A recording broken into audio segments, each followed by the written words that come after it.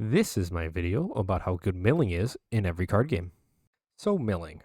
Milling is the act of putting cards from the top of a player's deck into their discard pile or graveyard, depending on which game you're playing, originally named after millstone, which is an artifact that taps and pays 2 mana to put the top 2 cards of a player's deck into their graveyard. Milling in card games can affect either one player or both players at the same time. A card like Agito here, when it hits the graveyard, mills both players for 5 cards at the same time. It also generally comes with some sort of inherent upside when you are to mill cards. For example, Regidrago V-Star here has an ability that lets you discard the top 7 cards of your deck, and not only do you get 2 cards from your discard pile back, meaning that other cards you've discarded already, you get the benefit of being able to pick those ones up, but you also have the Apex Dragon attack, which benefits from other dragon types that you have put into your discard pile. Many of the discard cards in the game also tend to be somewhat conditional in the way that they work. A card like Ticketus in Hearthstone has the corrupt keyword, which flips it from being a card that removes the top 5 cards of your deck into being a card that removes the top 5 cards of your opponent's deck, massively changing the effect, as milling yourself or your opponent vastly changes what is going on in the game. Though milling is strong, it is not an inherent benefit all by itself. If you are milling your opponent, it will generally be used as some sort of win con to make your opponent run out of cards in your deck and lose via that method. You need really big mill effects in most of your card games to get to this level of milling. For example, Glimpsing Unthinkable mills 10 cards, which is typically 1/6 of a player's entire deck on its own, meaning that after casting a couple of these, you can quickly get to the point where your opponent will run out of cards and lose the game due to having no more cards to draw. The strategy of milling yourself, however, is also very powerful, with lots of cards in many card games that love being in the graveyard specifically and have many benefits from that. For example, Plague Spreader Zombie has a powerful effect that only works when the card is in your graveyard, allowing you to special summon it for free. This way, Plague Spreader Zombie goes great in a deck where you're milling yourself a lot and have the chance of putting it into your yard at no cost.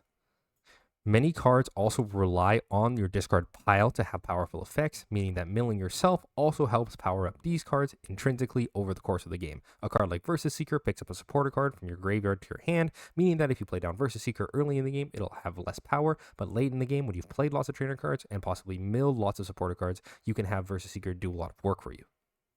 All to say that the difference between milling yourself and milling your opponent are two extremely different effects, and even though there are lots of cards like Void Contract here, which mill both players at the same time for similar amounts, these effects are both extremely different, which is why in this video I'm splitting it in half, and for each different card game I will be reviewing milling your opponent and milling yourself differently. Starting with Magic the Gathering here, how good is milling your opponent in Magic the Gathering? With a card like Mind Sculpt, for example, which takes the top 7 cards of your opponent's library and puts them into the graveyard. Generally, the effect is extremely hit or miss. There are many powerful mill cards, like Hedron Cramp, for example, or Nephalia Drownyard, which have seen competitive play because of their ability to mill many cards from the opponent's decks over the course of the game. These recurring milling effects tend to be the best form of these results, as these cards can both single-handedly run your opponent out of cards without you having to force your entire strategy around taking cards off of your opponent's deck. Generally, for cards which have one-shot milling effects, they need to have a really massive effect with large game impact to actually influence the outcome of the game. Because your opponent has so many cards in deck, and those cards don't matter until they completely run out of them and lose the game, a card like Archive Trap is the only real form of mill card that'll see constructive play. Because it can cost 0 if your opponent searches their deck and mills 13 cards, both the large number of cards milled and the very low cost mean that this is the only real type of mill card that'll see play that mills your opponent all in one go. But what about for me? On my side of milling, how good is milling yourself in MTG? With a card like Thought Scour, for example, it mills a very low 2 cards and lets you draw back a card. So how good is it to use Thought Scour on yourself in Magic the Gathering?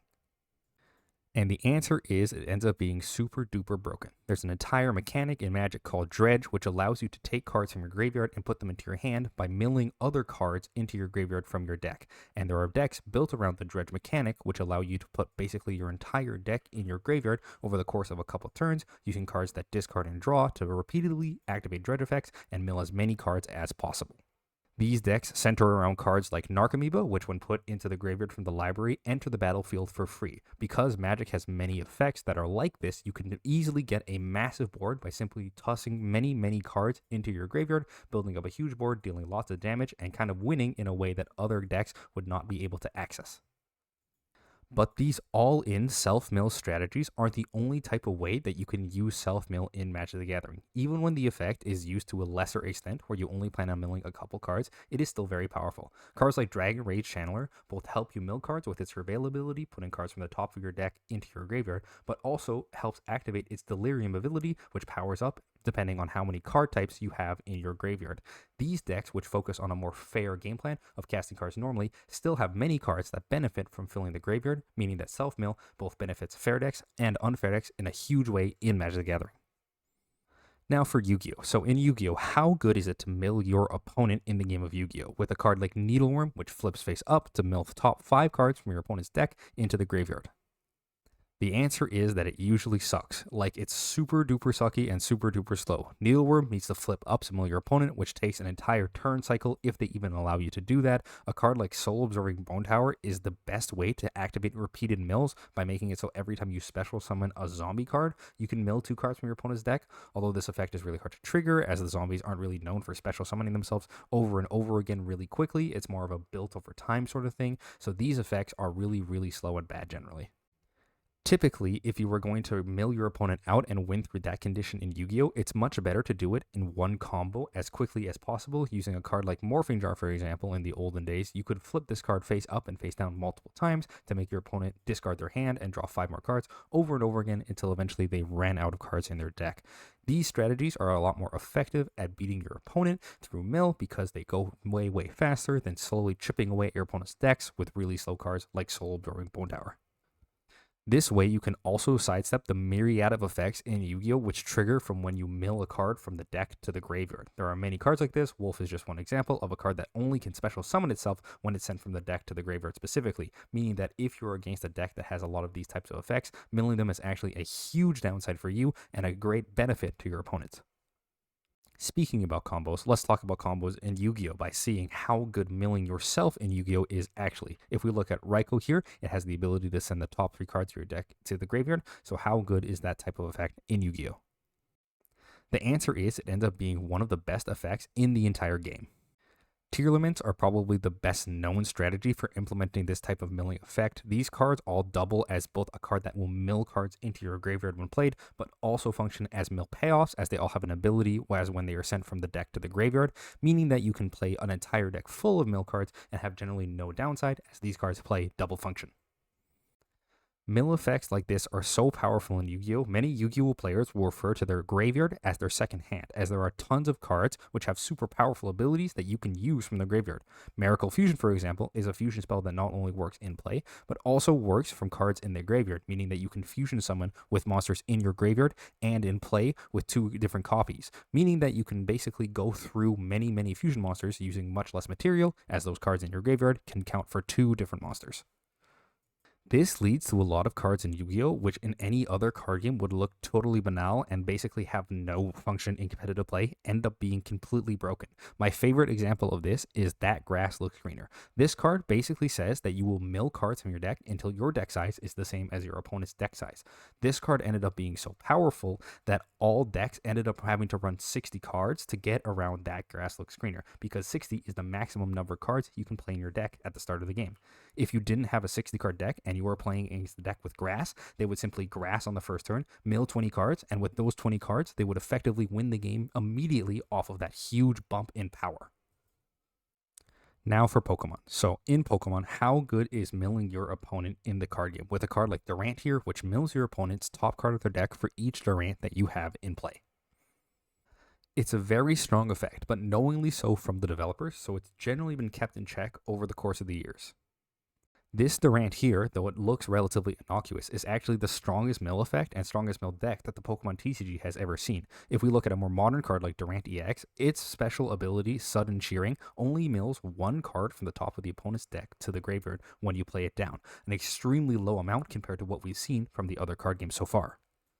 As Pokemon is based around drawing many cards to set up large Pokemon boards, milling cards is a super duper powerful effect, meaning that if you want to mill more than a few cards in Pokemon, you generally have to jump through huge hoops. For example, Wugtrio here's attack allows you to mill the top 3 cards of your opponent's deck up to 3 times with its Undersea Tunnel attack. However, not only does each time have a coin flip, you also have to power up Wugtrio with 3 different colorless energy, along with the fact that it's a stage 1 Pokemon with only 90 HP.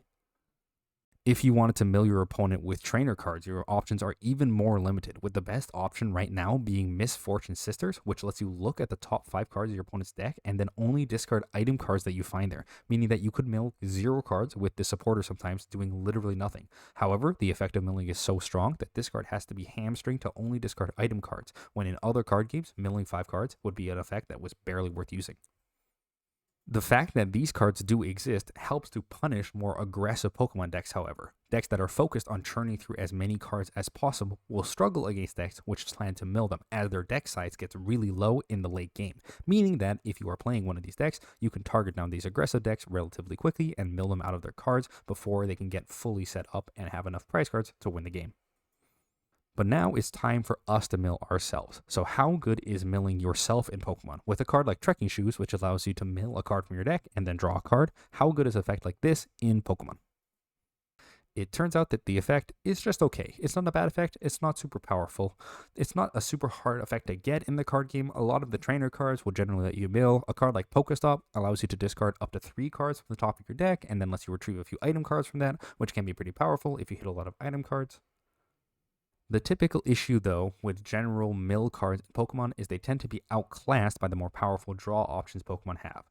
Cards like Professor's Research really overshadow any form of milling that you would want to do because of the fact that it draws 7 whole cards by itself, meaning that rather than milling the cards into your graveyard, you would rather draw them and then discard them later, getting powerful effects out of cards like Professor's Research and Ultra Ball, rather than discarding them to your discard pile manually with a card like Pokestop.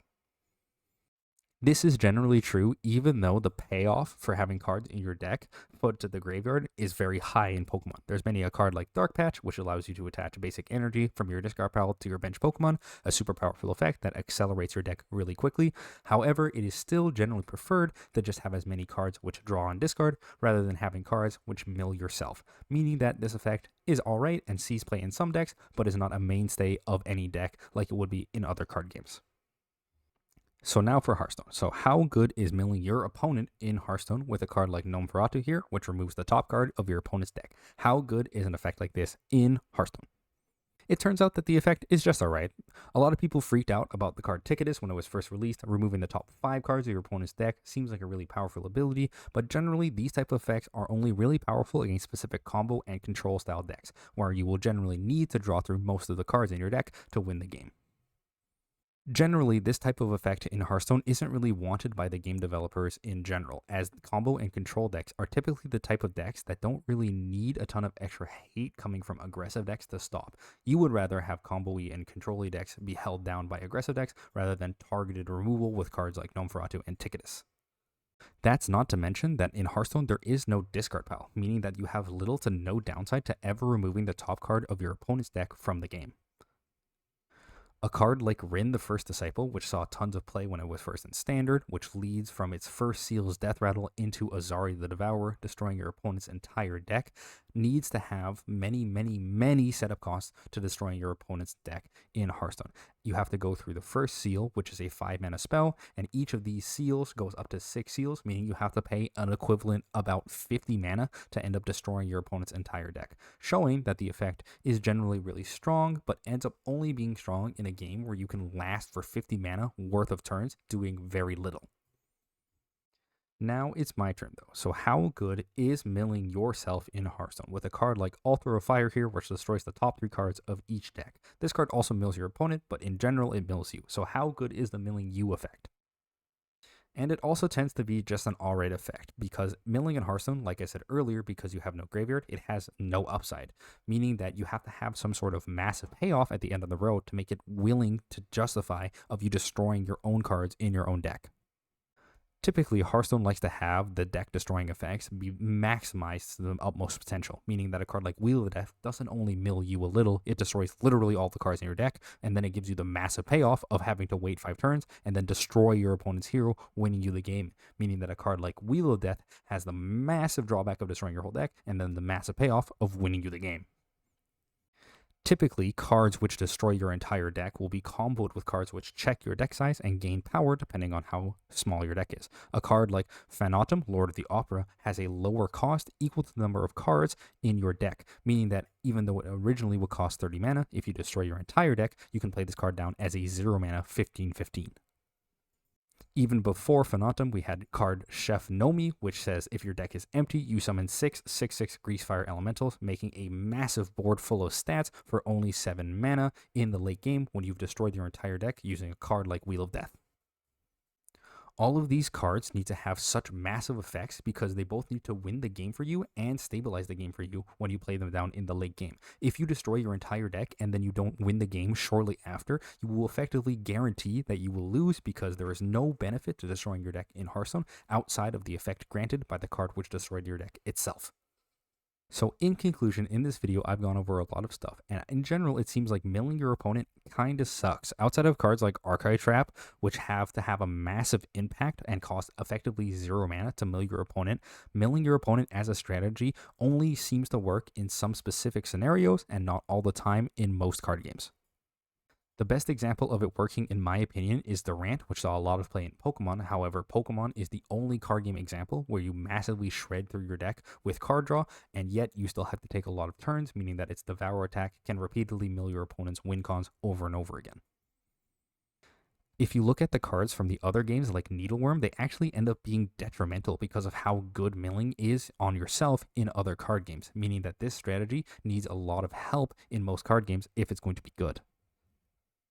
Not to mention, it actually feels really bad generally to win through mill or to use mill as a strategy for opponents. If you're in a game and your opponent Gnome Ferratus you and it deletes the one card in your deck that you were planning on winning the game with, it kind of feels like the whole point of the game was only around this one mill card, meaning that mill not only feels bad if you play it against a player and it has basically no effect on the game, but it also feels bad when it does have an effect on the game because often it is massively outsized for the effect of milling whatever the number of cards you would mill is. In general, while I do think milling your opponent can be cool and interesting, in most games I think it needs a lot of help if it's going to be an effect that isn't either actively detrimental or makes for a massive feel bad in the game overall. That being said, I think self-mill and cards which mill yourself are awesome cards to put into your game. Cards like Pokestop, which mill yourself many times over the course of the game, set up for really big plays over the course of multiple turns and makes it so that way really interesting designs can see play in the card games. A card like Phantom seems absolutely ridiculous when looked at its 30 mana cost, but because of the power of self-mill and destroying your own deck effects, it actually makes the card really interesting to see how it'll see play. The only downside I see around general self-mill abilities is that it spawns really hard to interact with strategies. Dredge in specific in Magic is a deck which you need specific graveyard hate cards to beat, as the powerful strategy of milling yourself is what the entire deck is built around, and it is a hard thing to interact with unless you have a specific plan set out to get rid of the cards in the graveyard which do the powerful effects. And while this certainly feels bad, it is a very big sign to developers that they should not undervalue the power of self-milling strategies in their card game. A card like that, like Grass Looks Greener, is definitely an example of a card which the developers probably thought wasn't going to make that big of an impact, and it was just going to kind of be a cute card to mill yourself maybe a couple cards or mill your opponent a couple cards. But when you look at a card that mills a lot of cards, you have to be really, really cautious, as in many, many card games, that massive effect can have huge ramifications on the way the game is played. Thanks for watching my video. Make sure to like and subscribe if you haven't already. And while you're down there, let me know your opinion on mill cards and self-mill cards in the comments down below. Let me know what your favorite mill decks are in many card games. I know it's a popular strategy among casuals and competitive players alike, so let me know how you feel about mill decks in the card games down below. Thanks for watching the video, and I'll see you all in the next one.